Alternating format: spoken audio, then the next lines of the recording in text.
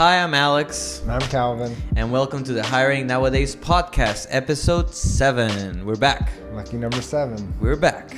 And as always, we're discussing what makes or breaks hiring nowadays. Like I always said on every episode, it's hard out there. It's not easy. Sometimes your business is not going the way you want it, but you need talent and you kind of feel frustrated because you don't know how you're going to do this with a small budget.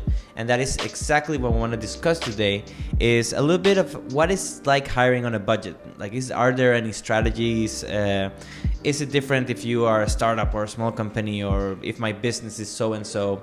What can you do to bring the right people when you don't have like a lot of cash around, I guess? But yes, how are you doing today, Calvin? Are you doing good? I'm doing well. It's a good topic to discuss today with the general overwhelming economic climate that people are facing right now. And you don't want to shy away from it. And we've been asked about, could you do this? Could you do this? And we have found interesting ways to help companies that have these budget constraints. Yeah, it's hard. I mean, it seems like an unsolvable problem. Mm-hmm. And I bet you get really frustrated if you own a company when you see this huge corporations just like swiping all the talent away, just taking it. And you're like, how am I going to get like real candidates? But the truth is there's much more to this game. I mean, that's what makes hiring complicated. It's not that the money is not the only factor when you want to bring talent. Yeah, so for some people, maybe money is everything that matters, but you don't want to bring that type of person to your company that's just going to be with you because you pay them the big bucks. Sometimes also finding hidden talent, like maybe rare talent that hasn't been sought. I mean, we specialize in helping companies hire in Latin America. Mm-hmm. And we always show that as a possibility, right? Okay, maybe you can't hire in the States. Maybe you should broaden your talent pool and maybe try different. But that's what we want to discuss today, essentially, is what makes or breaks when you're trying to hire and you have a small budget. So what would you say like the biggest challenges are for people or companies that have like a little budget but they need talent? Mm-hmm. What are the most difficult things? Yeah, and we bring this up because, and I'll get to this, yes, we help.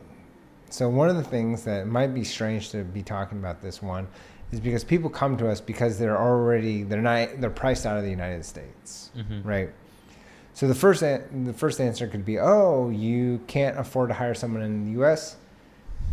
You can look for LATAM, especially if you need someone in the U.S. time zone. And actually, LATAM was fairly unnoticed until the pandemic. Yep. Pandemic hit, confirm. Boom! It was like wide open. And it seemed so obvious before, but pandemic was, and it was the right time. Also, I mean. It was the right time. Yeah, it was a great timing, but also LATAM wasn't used to it, the remote work, in terms of the regional scale that could hit. The culture, everything. I mean. And so you had this, and people were just like, remote work, yes, I'll do it. Don't know what it means, but let's go. I mean, you had, in the terms of remote work, maybe you worked at a consulting agency, but you still had to go to the consulting agency's office and then work remotely for a company in the United States or somewhere else. But the terms of, a company in the United States wants to or wherever wants to work with me and I can work from home, how does that work? And it seems so obvious of what you can do. And even in the States, it was like, everybody thought it was super easy to do. And we came across some issues and we're solving them. But when you talk about how to do this on a budget, right? It's go to the U.S., your U.S. company, hire in LATAM. That's just maybe one of a multitude of problems that you're going to be facing. So, but let's just say you came to us knowing that, and you still are on a budget because you know what, you wanted to hire in, you used to hire in, say, India. But you're like, I need same time zone. My budget constraints are $2,000 to $3,000 a month, but I need someone senior. That therein lies therein is where you need to get creative. Yeah, that's the alley with a dead end. Mm-hmm. How can I get out of this pickle I'm in? Yeah, for sure. It's there's a lot of things that I bet you can do. I mean, what first comes to mind to me is trying to find someone that digs what you're doing, Mm-hmm. and maybe they're willing to sacrifice a little bit for a time, right? Not always, but sometimes like there's people who really dig what you're doing and just want to hop into it, and just like, oh man, I dig what you guys are building. I don't know, and maybe they will commit with you, and maybe in a short time you will do better as a company and be able to offer them more. But that's the only one that I can think of.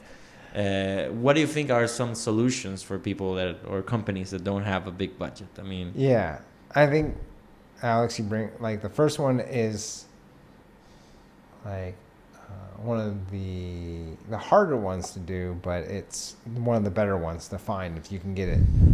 Finding someone that it's like a unicorn, really. Yeah, really wants to work with you, and the budget doesn't matter. And we've come across some of those when I've talked to some candidates. And they're like, yeah, I don't really care how much it is. I mean, yeah, it has to be a certain. And some people are like, no, it has to be this. I've come across one person who regrets taking more money actually in a company, and just popped into my mind. But I remember talking to a CTO who's a CTO now, but in his early days in Colombia, it was so focused on, okay, I have to meet a certain amount of money. And this company came to him, couldn't offer him that much, and was like, I'll give you, I think maybe it was like 1,000 or 1,500 at that time. This was like 10 years ago. But I'll give you, I don't know, some amount of equity, shares. Mm-hmm.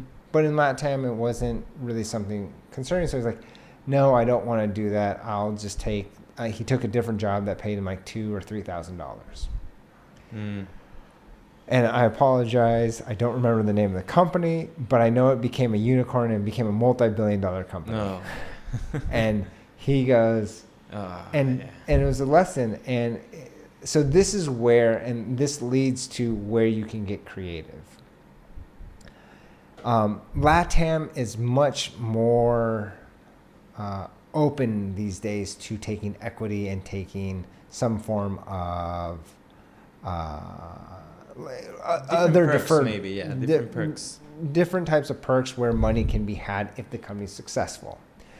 So as long as it's not like you're asking someone that would make 10,000 and you say, here's 1,000 plus perks.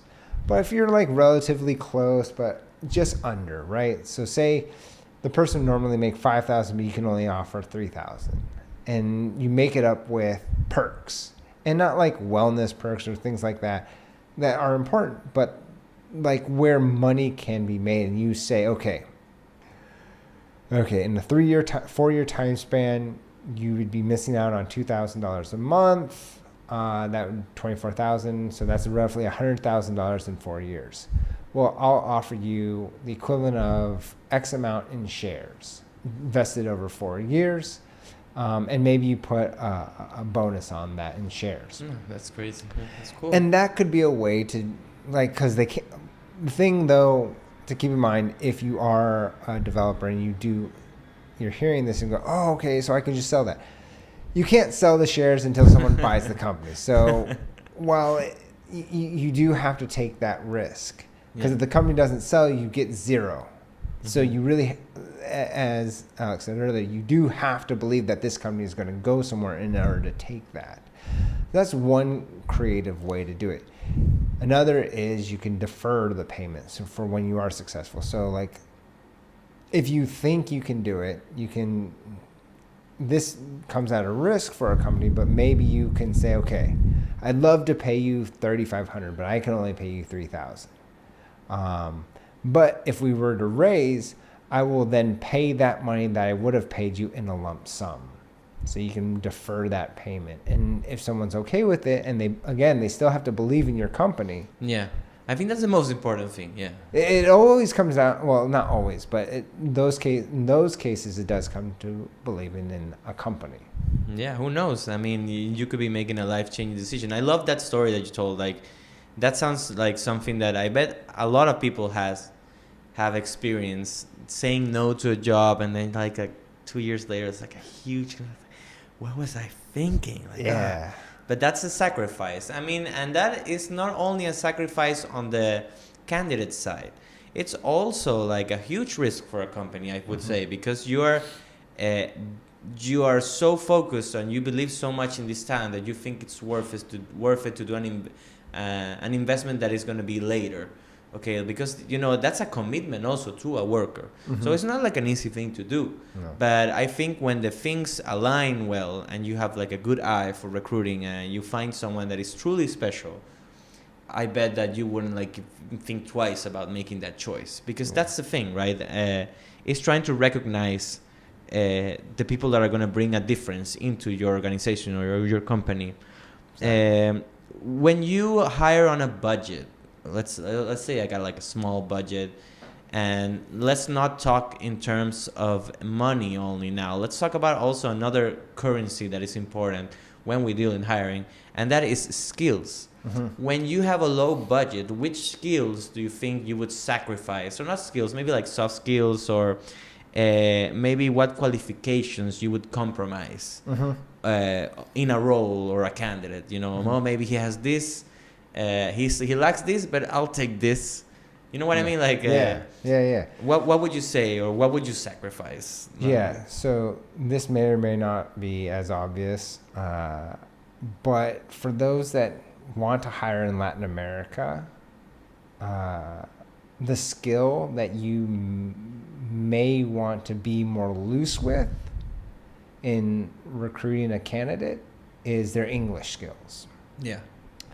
Because a candidate's English skills increases their opportunities in Latin America.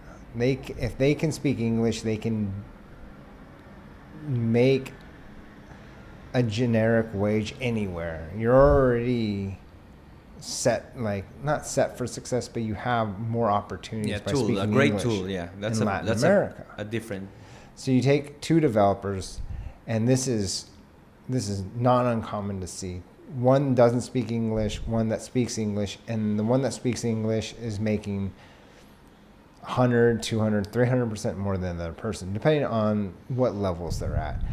Sometimes I've seen it, sometimes only 30%, but that might be at the super senior level. But usually it's quite high. At the super senior level, I know someone that didn't speak English and he was making 5,000, but if he spoke English, he'd probably be making 8,000 to 10,000. And I've seen that as extreme as they're making 8,000 without speaking much English, but could have made 20,000 if they spoke English. And that's at the high level. At the lower levels, if you're looking at a junior, and I'll show you the ranges, a junior level in LATAM will probably, at least in Ecuador, without English as a salary, would be making 400 basic minimum wage. Yeah. So that could equate to, with tax and everything, maybe like $700 a month. Mm-hmm. They speak English, they're making minimum $1,200 to $1,500 if they're speaking English. So let's just say you took English in high school. I mean, not English, Spanish in high school. I was going to make that comparison. The Spanish in high school, you're a founder. By the way, with AI, and everybody in LATAM has had to take English at some point. Yeah, and I gotta say, we are much better at speaking English than Americans are speaking Spanish. And their written skills, like, you wouldn't, and maybe it's because whatever, you can use tools online. The written skills are fine. Now, if you take the chance and hire someone with, I don't know if A1 or A2 is the right choice, but B1. Let's take B1. That's like introductory, like a little bit more intermediate. They can communicate for sure. Yeah, they can communicate in English, but they're not that comfortable. B2 is when they start to get comfortable. B2 is usually the minimum that we're asked for, and that's usually when the salaries start to increase. But at B1, you're not going to see much salary difference from A1 to B1. So if you sacrifice a little on the English skills and go down to a B1, you can probably get a mid to senior for about half of what you would expect to spend. So wow, that's if you're big difference. If you're looking at 3,000 as your budget, you need to hire a senior level. You sacrifice on the English skills, you might get someone between $2,000 to $3,000.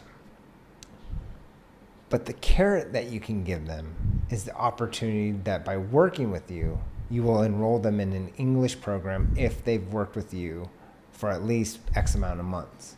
And that will help you and them gain some camaraderie, some loyalty. Yeah, for sure. Because if they're learning English through your company, they're going to want to stick with your company, and then it'll benefit you because their English skills will improve. They're going to practice their English skills every day with you. And so that B1 in 1 year will be a B2. And now you have a developer that could make 5,000 somewhere else, making 25 to 3,000. And he appreciates you. And they'll appreciate you. That's not to say don't pay them the 5,000 at some point. But it's a starting level. Yeah. It's just, you should know that person now that does have the English skills will have those opportunities. So you should be cognizant that you shouldn't expect that person to stay at 3,000. Maybe you give them and communicate them the raise that you're able to give them. Yeah, and having like a culture of learning inside a company is always a win. Mm-hmm. I mean, even if like their English is not perfect, you know, if you have a clear culture inside or a clear roadmap of the keywords of, if they can learn what's it like interacting inside your company, they don't need to speak perfect English because they can learn the important words. And yeah, maybe their English level is entry, but they'll figure out a pattern and you know, and then I love it when companies have like this kind of like mindset of teaching and bettering their employees, or mm-hmm. you know, that's awesome. I love that, and you see, that's how you said you create a strong bond. Yeah, and they'll appreciate it, and it's maybe like money is not the only thing that's worth something. You know, this type of experience is also worth something, and there's a lot of people trying to find these type of opportunities. So again, it all comes out to the candidates and the type of candidates that you can find and the potential they have, the potential that maybe other people don't see in them, but that you can clearly recognize, and you can help it sprout into a beautiful flower. Yeah. Yeah, for sure. It's so true. And there's a company that we worked with on this, KitKatan. They hired some developers that had very low English skills because they had budget constraints. I think they had budget constraints, and they're like, okay, well, I can speak Spanish. Granted, the developers at your company, regardless of if the CEO or whoever's going to be managing them can speak Spanish, they still will need to know English at some point, because they may have to talk to the customers. They may have to talk to other teams. Unless your entire team speaks Spanish, that person maybe they need to talk to the salesperson to explain the new product update. And you don't want to have to go through the third person to go. You want the developer to talk directly to them. So KitKatan did a really great thing where, while they were budget constrained on hiring their devs, they started enrolling them in some English courses. And they developed such good loyalty and friendship and that's the stuff, man. Yeah, I love between the team and the company. And I know recently that actually the founder went down to Colombia to visit them. They went, played paintball, and had a great time. Awesome. And now the team is expanding. He's giving raises, and they're doing a great thing with the company. And it all started with, he took a chance. Again, he found the right talent. He just had to sacrifice on the English skill. It's incredible how I love those types of stories as well. And you see, this is like a true story. It's not all theoretical. Yeah. You know, you can do this. I mean, and in the end, you'll end up with more family than coworkers, and that is a strong bond. I mean, those are the types of companies that I love, that have that kind of like culture of bettering each employee. Yeah. So, in conclusion, like, what other tips and recommendations would you give our faithful listeners of hiring on a budget? I mean, we know because it's not only English skills, right? It can maybe be in other aspects that maybe you can take this approach of teaching. Would you say that would be your main strategy, or do you have like another one you could share? Yeah. Before concluding, to continue what you're asking, the skills, sometimes, I know in our previous podcast we were talking about skills and what is, so when you're developing your profile, like, you have to figure out what are your non-negotiable skills, right? But if you're on a budget, maybe your JavaScript or React skills or Java skills aren't so hardwired. You have to remember, you're on a budget. You have to make sacrifices. Yeah, you can't be like, So, but you need senior mentality. You want someone that doesn't need a lot of hand-holding, but they might not have the necessary tech skills you need. So, you can sacrifice sometimes on your technical knowledge of a certain language while looking at a person's general, how they conduct themselves, how they communicate, how they solve the problems. And you hire on that. And you can get someone with senior level insight and mentality, but their coding skills are a little more junior. And again, a real story is one of my friends who was in IT. I think it was IT, and he worked like 10 to 20 years as an IT professional. He did that, and one day he wanted to start. He was a computer science. He looked computer engineering in college, and he got a better opportunity in IT, so he took that. But then recently he didn't want to work in that field, so he wanted to go back into coding. So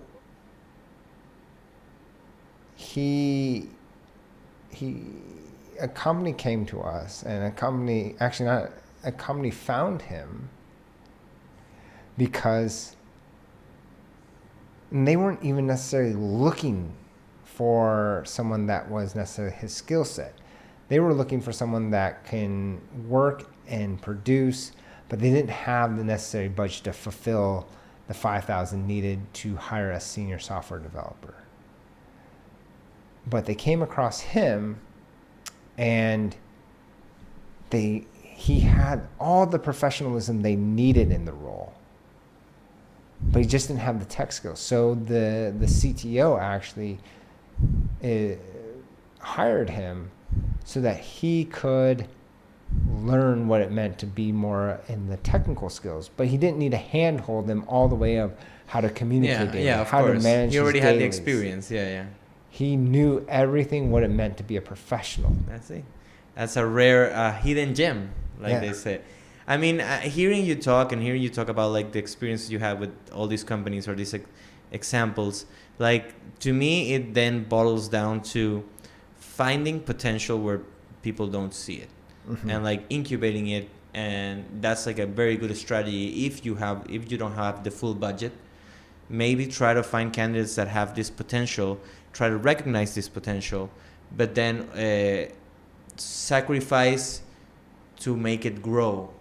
You can make it grow. Mm-hmm. And then you'll have the candidate that you wanted, and maybe you'll do better, and you will not only will you not give him like a lot of money from the beginning, but you will increase his salary through time, and that will make him feel that he's growing inside your company, becoming better, which is something that will stay with him forever.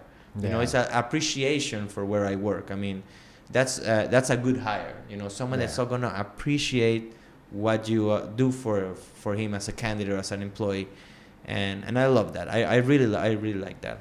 So any last words, Calvin, about this? I mean, I think we've covered a lot of it. We always have more to say. As I always say, you can always reach to us if you have any questions of hiring in a budget specifically. We will gladly answer all your questions and help you in any way we can. Yeah, for sure. Yep. I think we covered it all there. Well, we work currently in. Well, no, I'm gonna try that again. Wait, hold on. So we're Awana. We place the brightest professionals in LATAM for long-term jobs. That's what we do. We make hiring nowadays easier for everyone.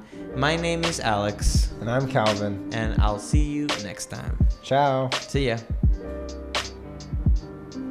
My stomach started to...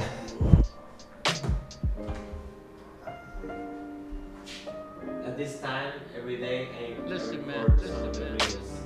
Ah. Because those fuckers stop making... Oh.